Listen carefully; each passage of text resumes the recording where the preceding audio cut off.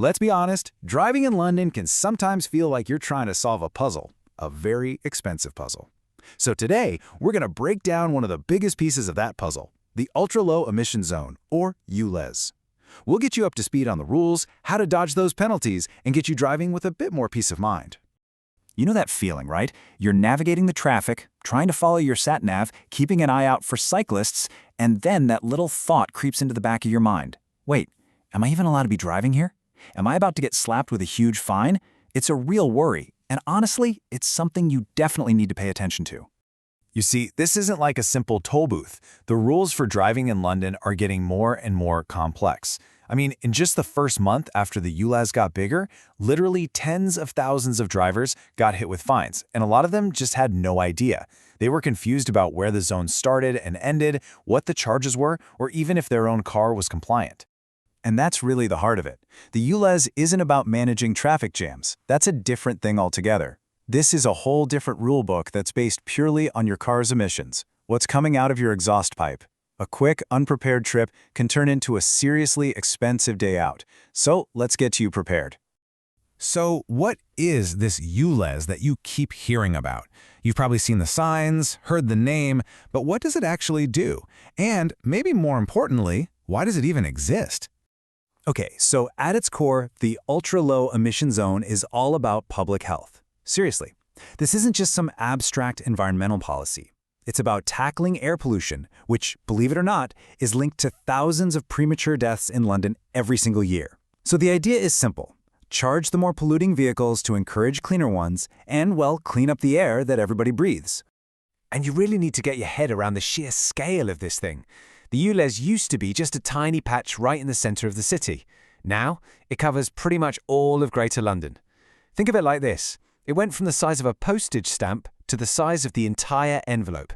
If you're driving anywhere inside the M25 motorway, you are almost definitely inside the ULEZ. Okay, so it's huge. We get that. But what does that actually mean for your wallet if your car doesn't make the cut? Let's talk numbers. Right, if your car, van, or motorbike isn't compliant, you're looking at a £12.50 charge. And listen, that's a daily charge. It resets at midnight. So if you drive in on a Monday and then pop back in again on Tuesday, yep, that's two separate charges you'll have to pay. But this is the number that really stings. Because if you drive in the zone and you forget or just fail to pay that £12.50 on time, the cost doesn't just go up a little bit. Oh no, it skyrockets to a £180 penalty charge notice.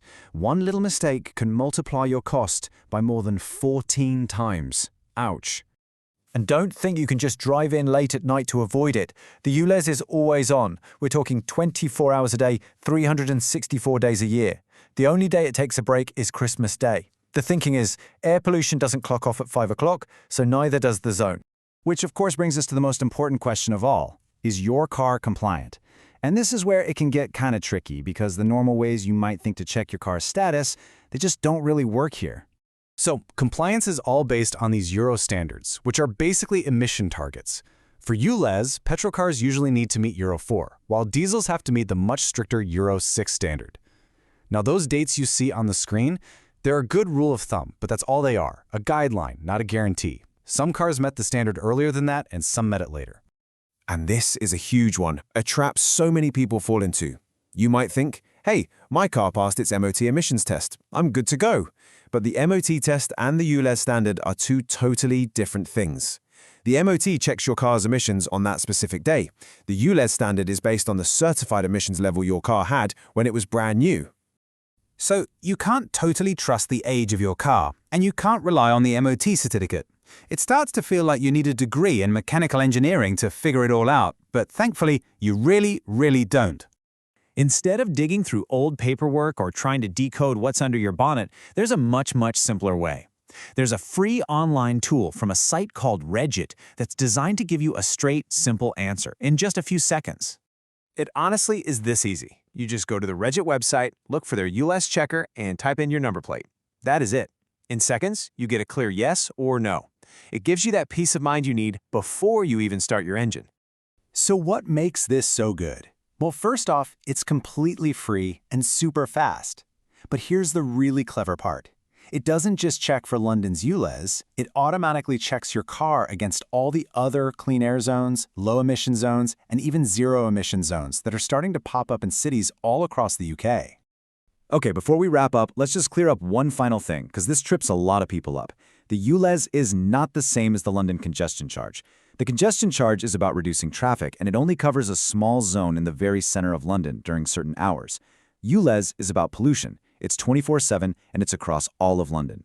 And get this, if you drive a non-compliant car into that central zone during operating hours, you have to pay both. So, while this might feel like a London problem right now, trust me, it's not staying that way. Checking your car isn't just about one trip to the capital anymore, it's about figuring out if your car is ready for the way our cities are changing all over the country. And it leaves you with one really important question to think about. Is your car ready for the roads of tomorrow?